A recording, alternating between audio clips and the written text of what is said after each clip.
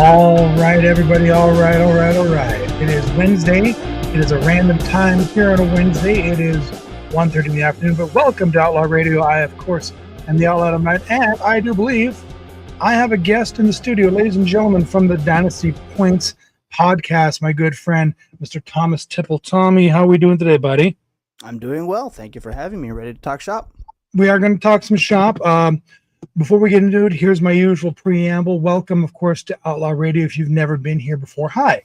If you stumble across this video randomly, I'm not sure how that happened. I, of course, am the Outlaw Adam Knight. I have been a professional wrestler based out of Winnipeg since 1995.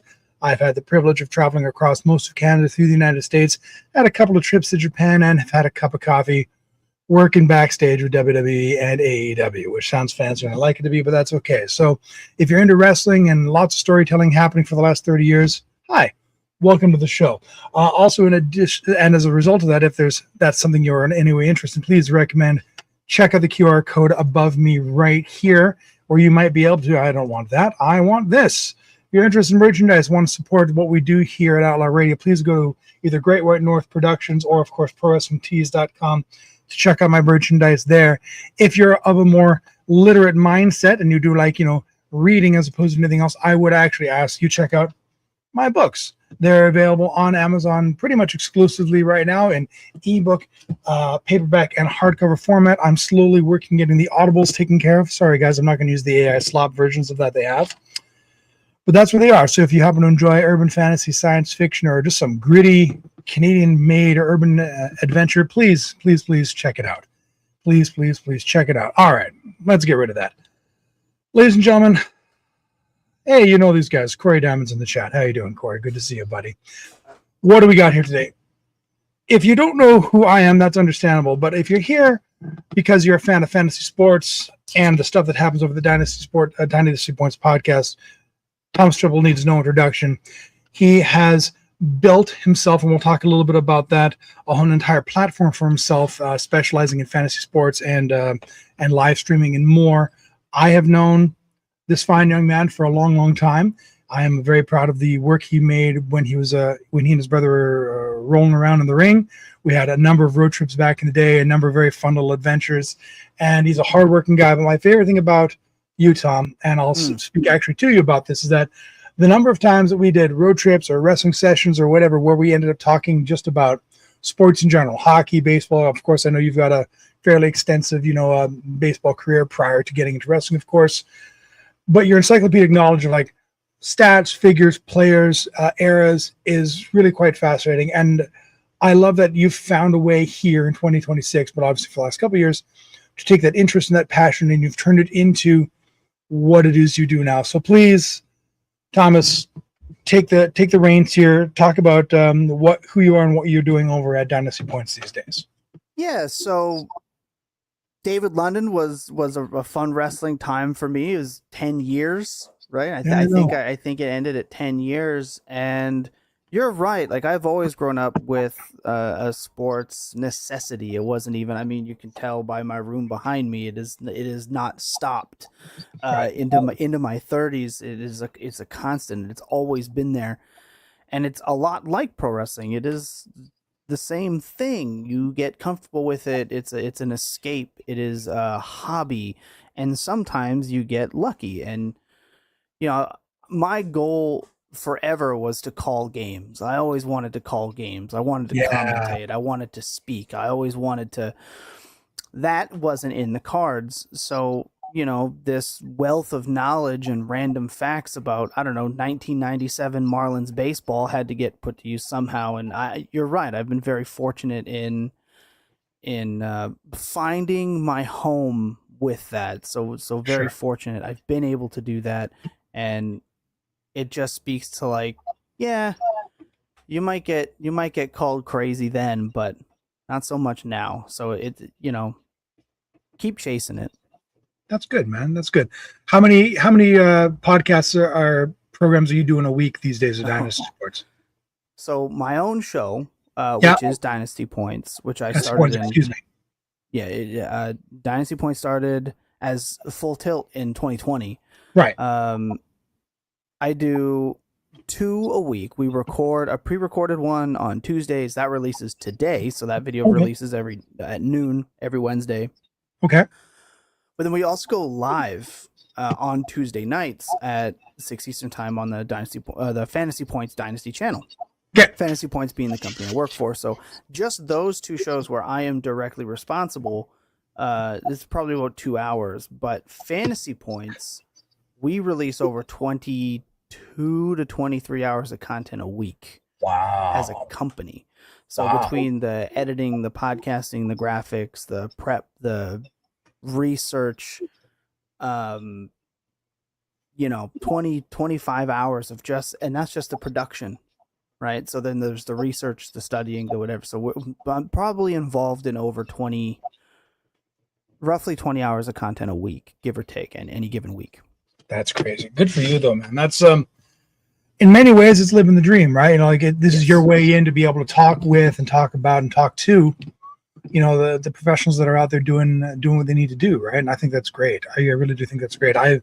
There's nothing I enjoy more than when I'm just, going about my day or listening to like my own podcast, whatever. And I hear you talking to, Hustler Patterson on his own channel there and listen to you in Winnipeg Sports Talk. That's been a lot of fun too. I bet. Huss is a good dude. Getting to know Huss and those guys was random. That was a very random interaction, and that just speaks to how the business is. It's almost no different than pro wrestling in terms of like time and place is so much of everything. I was at an airport heading back from Canton, Ohio, where we do like this conference for fantasy football. It's really just an excuse to go out, party, drink, and hang out with other creators. It's really all that is. Yeah, so I'm on my way back from the event. I'm in I believe the Cleveland airport, and somebody recognized me from another Winnipegger, actually. Mike Greenberg recognized me in the airport. So he sat down and talked to me, and I know these guys at Winnipeg Sports Talk. Like you should connect with them. And now I do a weekly segment with WST now every week in season where I give betting advice or just talk what happened during the week or whatever. And it occurred to me that like, people from Winnipeg are watching now. Like my audience is, the last time I looked at numbers, it's like 95% US based, and the Canada numbers are spread out across it. Now I have like a Winnipeg audience, it's kind of surreal to me. Right. That platform has reached there. So it just speaks to the randomness of it. That's interesting. Well, honestly, I'm not surprised. Like, obviously, I knew Hustler and Remus and all those guys when they were still at the TSN 1290 studio because I was a regular annoyer of Troy Westwood, given our battles in the ring, and that translated him to him inviting me in a couple of times to do some segments live on the radio with him, which is stuff that I love being able to do. So yeah, I'm glad that you guys have managed to find a way to hook that up and broaden your audience, man. That's important. And I know what you mean. It's weird when you find like it's one thing when like you put yourself out there, not just like whether it was been in the ring or online or whatever. And you're like, I've got something of an audience out there. Like with my books or wrestling, when I have somebody from say Australia or the United Kingdom reach out and go, hey, I really liked this match you had, or I read this book and I really enjoyed what you did there. That's nice, but kind of almost sort of what you expect when you put it online. When it's people like around the corner from you, it is a little weird. You're like, oh God, what's up with that? I play men's softball still. I like to try to stay active, and every once in a while on Monday night I'll have somebody come up to me. Are you like? Do you like you? You do Dynasty points? I'm like, yeah, I do. Like, oh, you work at Fantasy? Yeah, got my business card all ready. Here you go. You can holler at me and whatever. And every once in a while, I'll go to a Gold Eyes game. I watched your show last week. It's like, you did what? Nice. It still is that kind of grounding feeling, right? It's fun, right? Like my version of that is always a little different locally, where it's like I go out of my way to try not to look like the outlaw tonight when I'm out, especially when I'm out with like family, the girlfriend, my daughter, things like that. It's like, it's no cowboy hat. I've got the dad shorts on and try to look as normal as possible, right? But it's as much as you can for like being a massive human being. Well, at least I just look like somebody's really out of shape dad, and I can live with that. But then it'll still, like I was at the Gold Eyes game on Canada Day, and I had at least 2 people give me the eye. I went to Sea Bears game, same deal. Anyways, not the point. the point I'm trying to make here is that, it's really neat. I don't want to say this. Maybe you can speak to this as well.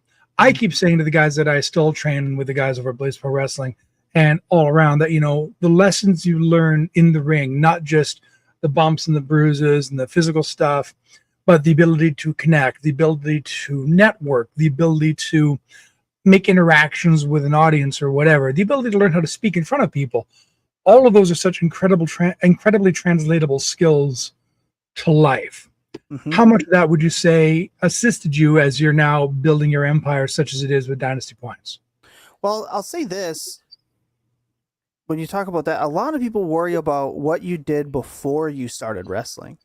Yeah. Right? One of the first questions I kept getting asked, and granted, I wasn't either A, the most beloved, and or B, took the most appropriate route in, which is something I was routinely reminded of, but I routinely ignored it. It's what did you do before? So I played football. I had a football. I had a baseball. I had an athletic background. As it is, I had, but no one really talks about, like you mentioned, those other parts of the skills and how it translates elsewhere. So it took a while for me to, and obviously the audiences are completely different. Yeah. Right. But like you said, the translatable skills, all a podcast is cutting just an hour-long promo, right? 100%. And one thing you're always taught is, like, when you're creating a gimmick, is it a gimmick or is it just a slightly different version of yourself, right? I mean, it took years to figure out what got over, and when we got over, it was because we really just were being ourselves, just turned up a lot, make ourselves laugh before trying to make others laugh, and be goofy but be relatable. And it's no different when you're doing a fantasy sports show. People want to tune in for, like, Jamar Chase had a 2.45 yards per route run on a 32% target share between weeks 11 and 14 when the games were at 1 p.m. Like, people want the data. But at the same time, the best advice I ever got was, remember, people aren't pulling their cars over to write your stats down. Right. And that hit me. They're listening for you. They're staying for the information. So it's no different that when you're in a wrestling ring, they're paying for you, but they're staying for the entertainment. It is the same thing. It is just packaged separately. So all of those skills have translated. I used to get so nervous when, Andrew would, all right, you've got the mic, you've got 2 minutes, and I throwing up in the back because I have no idea what I'm going to do and no idea what I'm going to say, until it got to a point where it was even comfortable telling, Kenny that we all know that the Young Bucks are carrying him anyway, and that's why he's not here. Like, to be able to do that without, right, you get into that mode and you get comfortable. It's no different when you're translating it into podcast form, where you end up comfortable enough speaking what you mean to say and having it translate to people. So all of those skills carried over, right? Yeah. I'm not nervous, and was never nervous sitting in front of this camera, knowing, like, oh, thousands of people are going to see this. I have to watch what I say. I have to whatever. No, they're going to get me, and they're going to stay for me. Like, Fantasy Points is a very proper channel. It's a very proper company. I still cuss a lot, and we're kind of the black sheep of the brand, and we're that different. Like, we're very candid.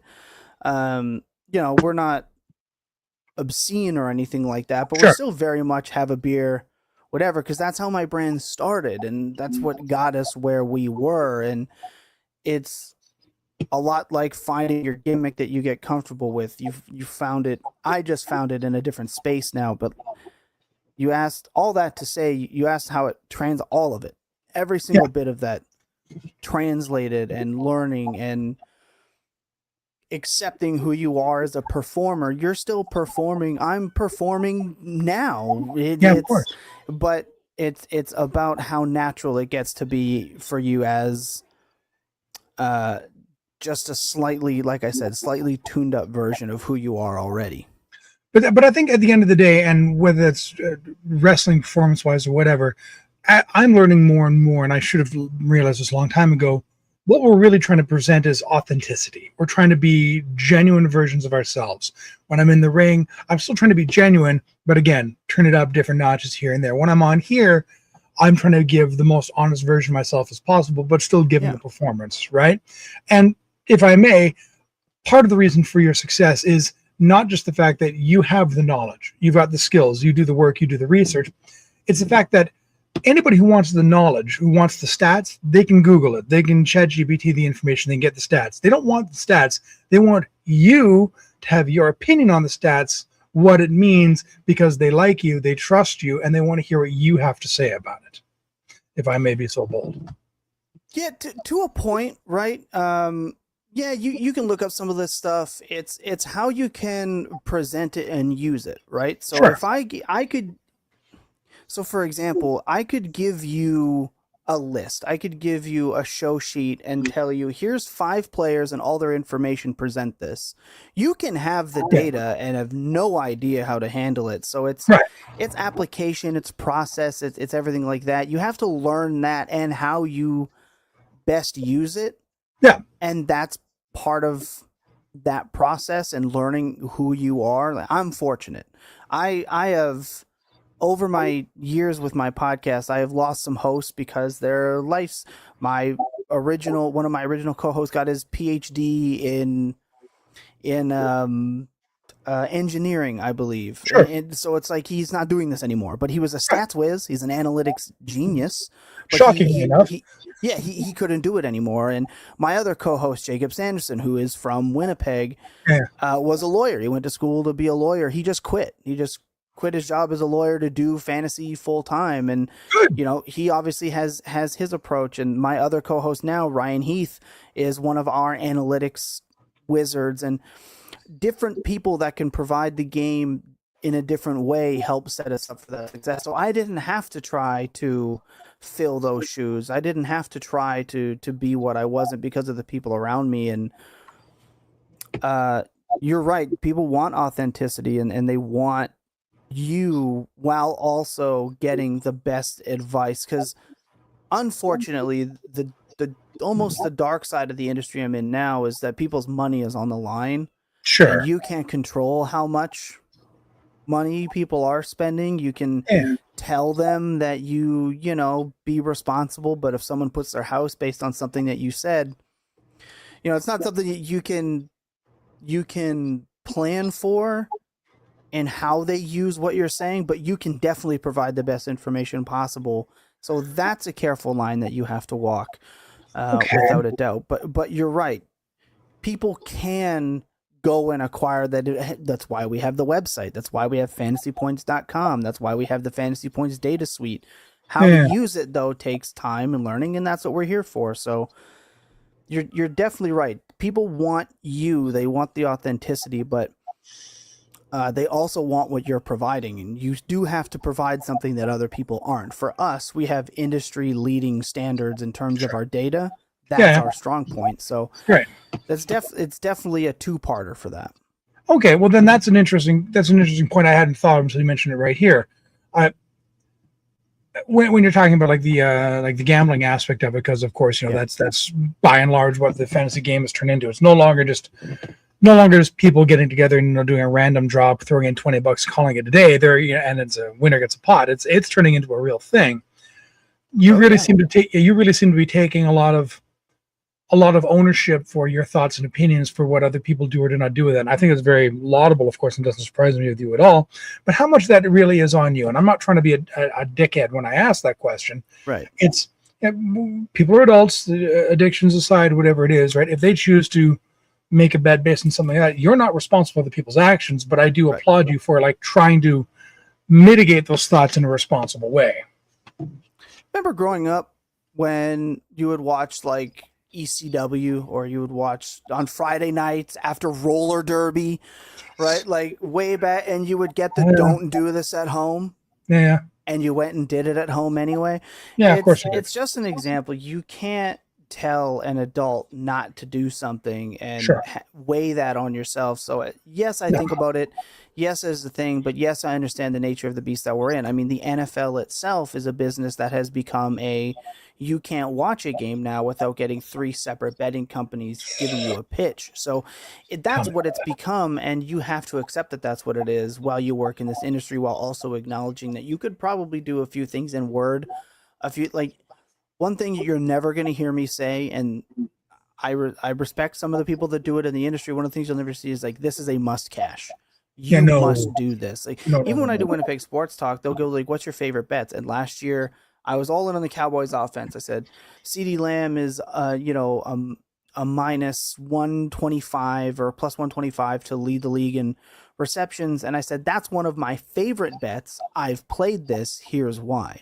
It's Yeah, not like this is, you look at, like, say, TikTok content and the ADHD, abusive format that is, where it jumps at you right away. These are my top 4 must cash bets, and if you're not playing these bets, you're you're never an gonna, idiot. Yeah, exactly. yeah, you're never gonna get that from me. So, Okay, good. I made that choice. Would I get more clicks if I did? Yeah, probably, but that's not at the end game what I'm trying to do, even in a game where clicks drive everything.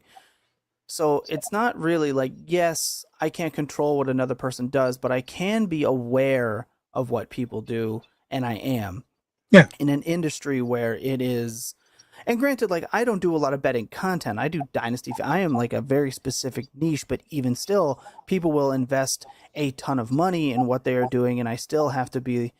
Money is on the line. People are paying their attention for your information on what to help win them their leagues, and winning their leagues means winning them more money, and then that's the process. That is still the end game. Winning is still important, so you sure. want to provide them with the right direction, the right opportunities.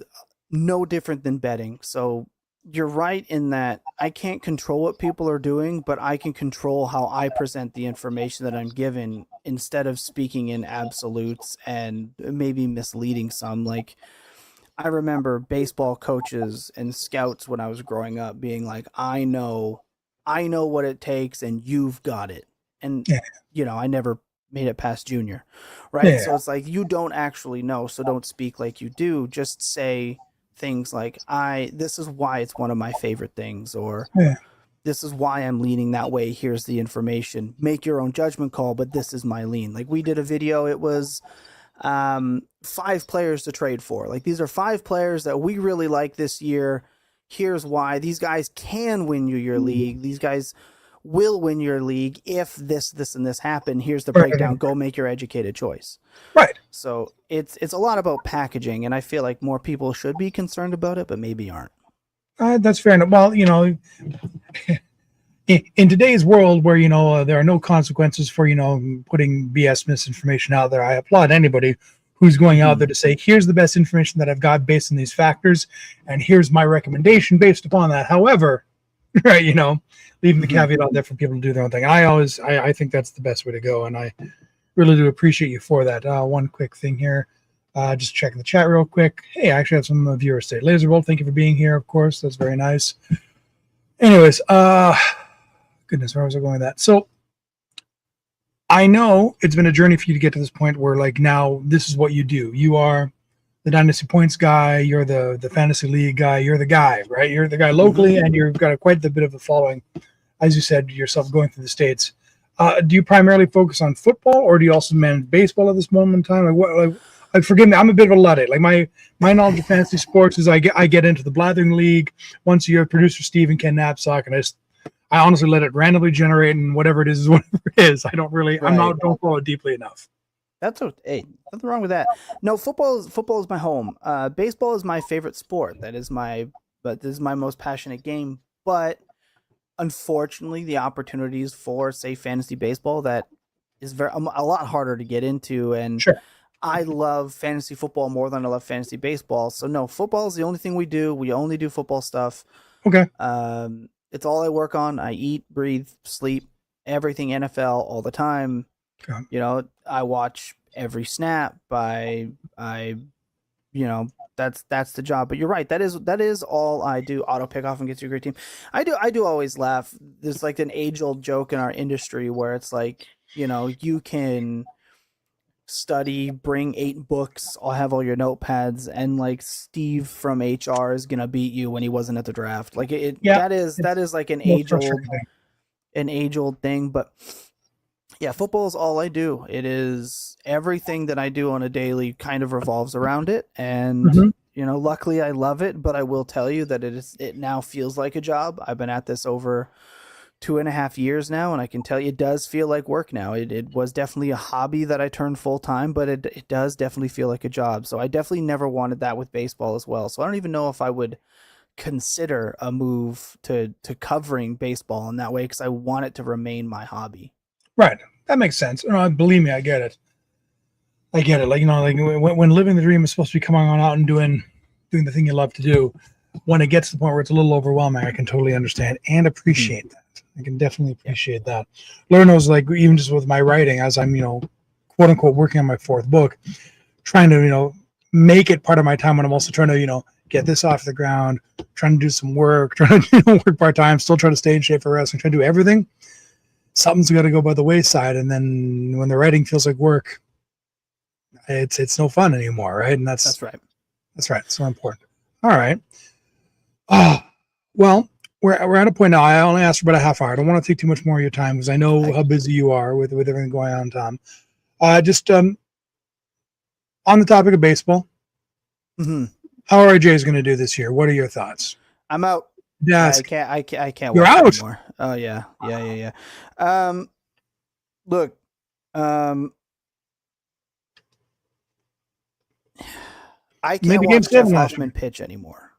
Really? Oh no. He's so awful. Every time they bring him in, my heart drops. He's statistically speaking one of the worst pitchers in baseball after the 7th inning. Okay. And they keep using him, and they're stubborn, and they're not going to change. And I can't watch that. Like I do watch the games, and I have it on one of my monitors while I'm working, but it's like, it's not the same. It's like being a regular Toronto sports fan where you're watching, knowing and expecting the worst. And every time he comes in, it's just a dark cloud. People leave, right? Yes. People leave when he comes in the game. If you watch the stadium, his music, like they're already out the door. So it's like, but yet they keep sticking with him, and it's just hard to watch at points. So I kind of turn the TV off when he walks out, and I've been watching Jays baseball since I could walk, and I haven't experienced something like that before. So I'm going to keep watching. I say I'm out. I'm going to watch every single game, but like, I have no expectations. I have none. That's fair. I understand that. I had my heart broken so damn bad at Game 7 last year against the Dodgers. It was I put so much so close and so far. Oh no, really? Put so much money on the Dodgers the moment we got up 3-0. Oh yeah, I was like, I've seen this script before. So either I'm gonna cry because we won and I lost some money, or I'm gonna cry that we lost while winning some money. I did it in the Seattle series when we went up 8-2. Yeah. I bet on Seattle to come back and win that game. I know Toronto sports. It just happens to us. So, Well, I'm going to celebrate your Marlies this year because they went quite a way. They won the Calder Cup, so I'll congratulate them on that. See, and that's the funny thing about in the industry that I'm in. Basically, since 2020 when I started. So when I started in 2020, I was still able to keep up with other things. Like I knew what the Marlies were doing. I knew what Toronto FC did. I watched enough basketball. Like I could usually talk every sport at all times. Man, I knew NASCAR stuff at some points. Yeah. Not anymore. Like getting into it now, like 6 years later, I can't tell you.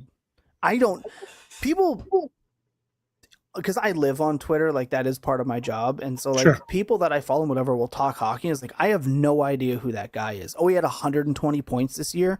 Couldn't tell you who he is. I have no idea. I can't. Hey. If I played NHL 2027 tomorrow, half of the I wouldn't know anybody. I wouldn't be able to tell you. I don't know who's on the Maple. I know Austin Matthews is. I have no idea who our goalie is. I don't know who's on defense. I don't know anybody anymore. Because when in fairness, you I don't think your GMs do either, but that's okay. Apparently, the thing about committing to a bit this hard is that you do have to throw yourself into it, and it ends up worth it for some, but you have to sacrifice like so much. Like I was explaining to you the other day, I started working at 5 a.m. and I didn't stop till 2 in the morning the next morning. And I mean, didn't stop. I mean, you have enough time to eat and whatever. I didn't see outside aside from my window, and you just have to do that. And unfortunately with that, you sacrifice some of the things that, you got to know and you got to do. Like for me, I'm lucky in that I go golfing. I do hit the gym, not as much recently, but you saw last year, like I really committed to it. But I had time to like do that, do my job, and like once a week play baseball, and everything outside of that was gone. I didn't play video games. I didn't play Dungeons and Dragons. I didn't get to watch hockey. I didn't watch, it was like, that's what I got to do, because you throw yourself into it so much. And like anything, you have to be able to do that. So I don't get to watch the Marlies. I don't get to do that stuff. And that is a sad part of it, but it is the reality of it too. So I wish I got to do it more. And even with the Jays this year, like my job has progressed differently. My role in the company has progressed, and I'm happy about that. I was joking with you before we hit live that like I accidentally became important at work. And even now, like I find myself where I would watch every pitch. I would know everything. Even baseball this year is taking that hit where I think over the last 3 years combined, I averaged watching 155 games. Like I did not miss. And this year, I think I've caught full games about 10. Like of like 90 some games, and I get like 4 innings, and then I literally forget that it's on one of my 4 monitors because I've just got so many other things. And then that's definitely an unfortunate part of it. But it's just something you have to accept that it's like when you accept that when you become a parent, right? You accept that like when you have a child, you go into your bubble, and 18 years later you get to come out and the world is completely different. I feel like that's kind of what's happening through learning this content game is when you're so passionate about it and it becomes your life like it has for mine, that you don't get the options now of being attached to everything. And that's something that I've had to come to grips with. My gym schedule is completely thrown off. My eating schedule is completely gone. Good luck with the sleep schedule. That's gone. Like I might as well have a toddler running around the house because it's what it is. And you have to have that level of passion for it in this industry. If you don't, you're not making. You can casually do this and do it really well, but if you want to make it and make it something, it's everything. So not as much time as I would like to have for things like the Marlies and things like baseball and the Raptors and such like I used to. It's just not there. I understand that, but if we're going to use the parenting analogy, I will say, yes, there is the whole, until you're 18, you don't come out of the bubble. I would say the bubble is really mostly focused on those first couple of years. And then after that, you find your balance and find your way. That's how you know I'm not a parent. Exactly. But you are, because you're still raising this Dynasty Sports, this Dynasty Points thing you've got there. You and your partners and your company there, you're still figuring things out. And you're coming along, and just basically what I'm saying is that right now you're having a little bit of burnout. But the question is still, do you love what you're doing? Oh yeah, and I wouldn't even really consider it burnout. Like I'll do this every day. Yeah. I mean, there are so many of these things that I could probably push to the next day, but I'm like, no, I'm here. I'm going to do it now. Like, why am I going to leave this weight? It is like I have an obsessive personality. Like as you know, when I fully commit to something, I'm fully committing. Like I fully committed to my weight loss last year at like an obsessive degree. I remember counting every grain of salt that went into my system. And it's no different in this with how the work is. I want to put every other fantasy sports company out of business. And that's one of the reasons, like, I love fantasypoints.com. I love it because they want that. They want self-starters. They want beyond people that live and eat and breathe this thing. And that's what our whole team is about. Our whole team is about just absolutely crushing every bit of competition. And we don't just do fantasy sports. Like that's the other. We're a data and analytics company. Like I'm a analytics researcher technically every single time I do a show, and we are now expanding beyond fantasy sports, and that's just increases the drive and the need and really punching through. So yeah, it not burnout. I don't think I can ever burn out from this. It's just about not. I need to learn balance, and I think that's really important. I don't have that. I don't have that ticking clock that tells me that I need to go outside, because I will just sit down and do this. Right. When we're done here, I'm going to like get up and eat something, and then I'm going to sit back down, and I may not move for 10 hours. Like I might just this thing, then the next thing, then the next thing, then the next thing. So that's the nature of that beast, man. And it's, I hear that. When I applaud it.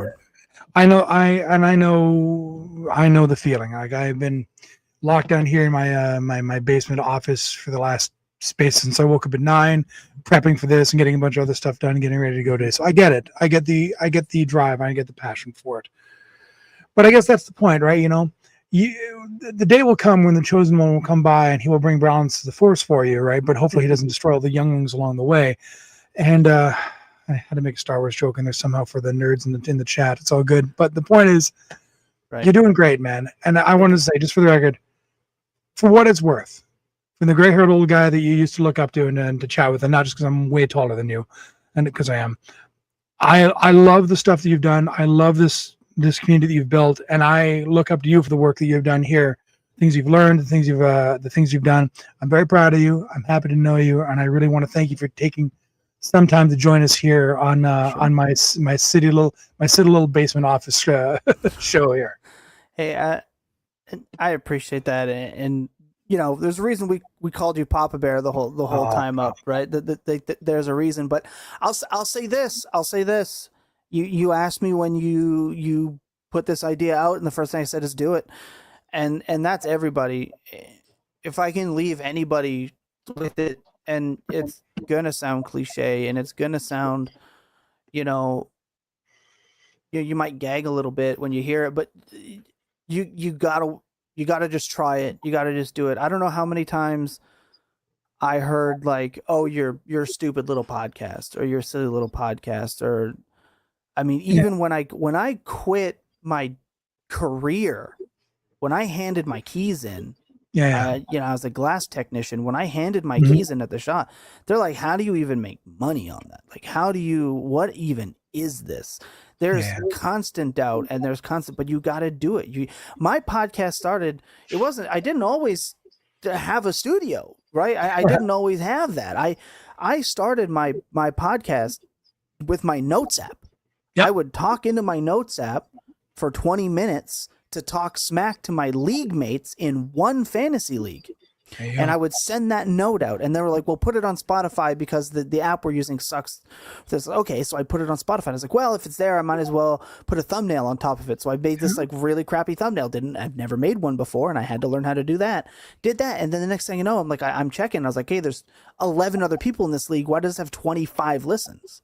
I was like, "Oh, okay, so maybe I'll be careful on what I say right now." And so then I started being careful on what I was saying, and then 20, 25, and then 30, and then whatever. And now it's like, 10,000 and whatever. Like, you know, really,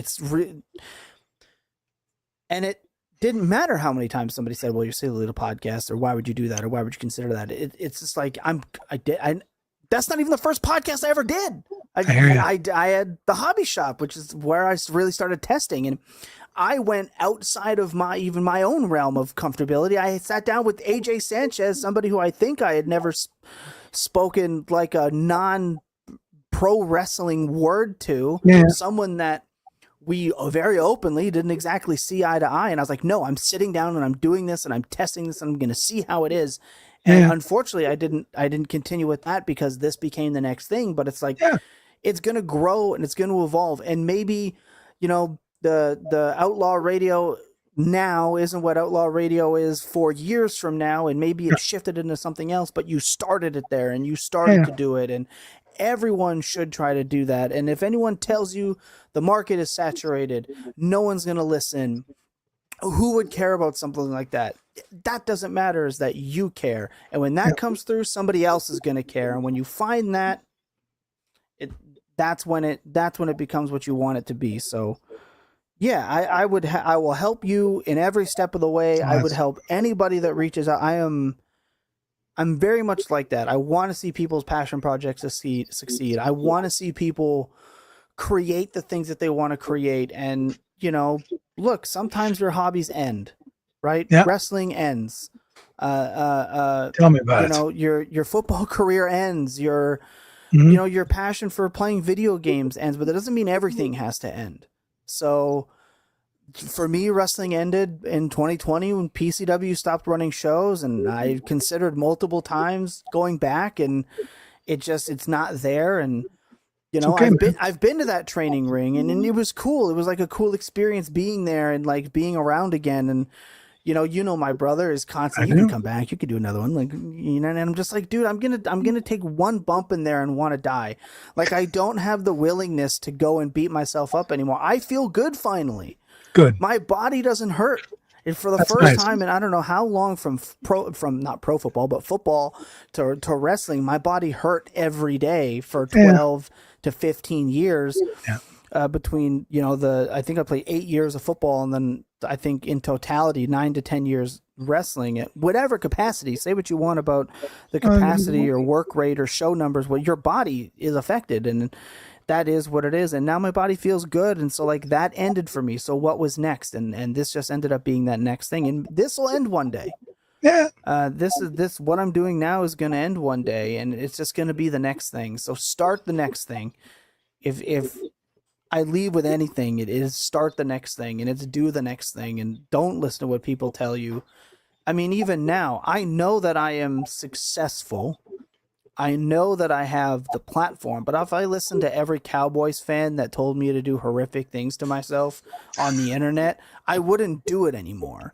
No, right? For sure. And maybe it's more local. Maybe it's Cousin Eddie that just says your thing sucks. Well, what's Cousin Eddie doing? You know, he's probably miserably going into work every day and doesn't have that thing that he likes to do. So that is so very true.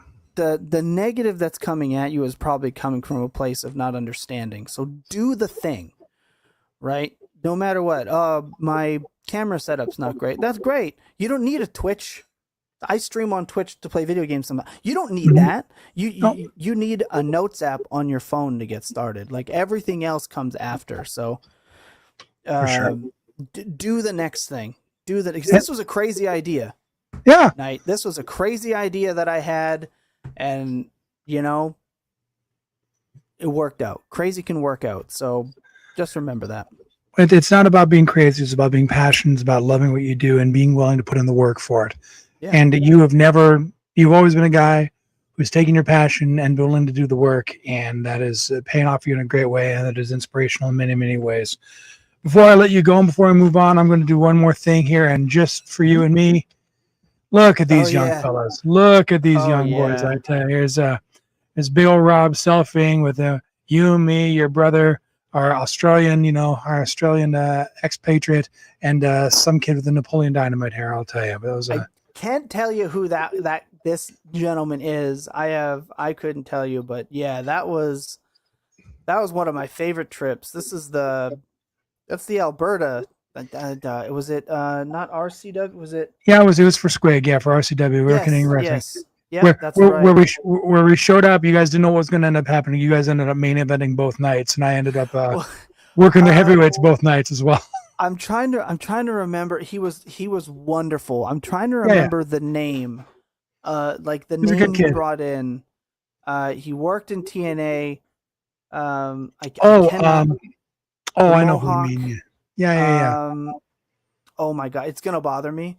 that That's I okay. can't remember who that is, but I remember talk about like showing up early and doing the work. Yeah. I mean, me and my brother would work. Is Jesse Neal? Jesse That's who it was. Neal. Yes. It took me a second. But like everyone was in there working and doing what they were going to do. And that wasn't the first time this situation happened. It would happen at SPW, like very early on. Me and my brother got in there, and when everyone else was worried about the bumps they were taking or whatever, we just chain wrestled for an hour, and it was just like nonstop getting the licks in. And we were in a car for a long time, and Jesse Neal had stopped, and he just laid down in the corner and he didn't move, and he just watched. I remember he goes, "I'm working these two," and it just changed that whole weekend's plans. And that's, again, it's just like, oh, how many times did we get told chain wrestling doesn't matter, no one cares anymore? And we just kept doing it and doing it and doing it, and like we believed in it, we were passionate about it, and you know, we weren't the best at it, but like we were working at it and working at it and working at it, and it paid off. And it is a perfect example of like the thing that you like can change things. So you're right, that was a phenomenal, something I haven't thought about in a long time. Boy, did you guys snore! Oh my god, Sorry about that. What are we stayed in an empty barracks that became so weird. Yeah, it was like a barracks that was also a hostel or something like that. I don't know what it was, yeah, I just remember you guys being down the hall and that thing echoed, and between you and Rod, it was well, we'd driven through the night. We got there super early. It was hot as balls. And you had two guys like pushing 3 bills, and we were just snoring like crazy. It's a good time. It was awesome. A phenomenal weekend. I wish I got to do more of those. I'll tell you that. I That's did not right. get to do as many of those as I would have liked, but I've been fortunate enough to go on a bunch of good ones, and that one with you guys sticks out as being a fun adventure with good friends and good people. Ladies and gentlemen, thank you once again for showing up here to listen. For everybody who's watching or listening afterwards, please leave a comment down below.